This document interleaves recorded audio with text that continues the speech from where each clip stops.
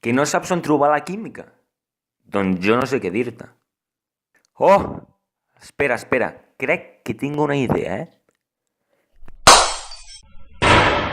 I si juguem al Diccionari Químic Challenge? A veure, doncs, el primer concursant... La combustió. Tot un clàssic. Quan una substància es crema, hi ha una combustió. Està bé, però malgrat tot una mica pobre. Doncs, què hi ha darrere de la combustió? Ah! Crema! Quan un component, principalment orgànic, reacciona amb l'oxigen de l'aire, reacciona per produir diòxid de carboni, aigua i molta energia. D'aquí que ens arribi calor i llum. És una reacció exotèrmica.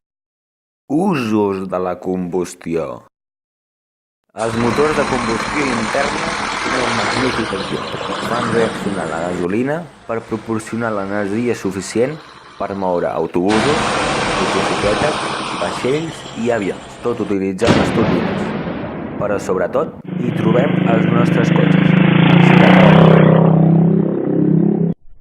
Sense la combustió, el món sencer tindria un gran problema. Segon concursant... La fotosíntesis. Reaccions que la llum del sol provoca a les plantes verdes. Gràcies a la fotosíntesis, les plantes s'alimenten i creixen.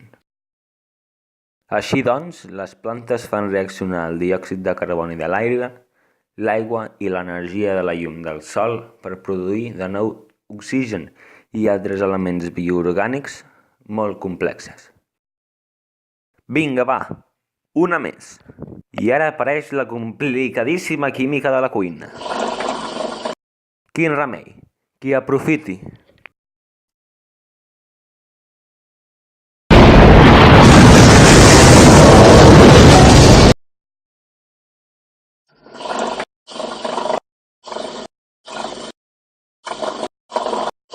Viure, tenir vida.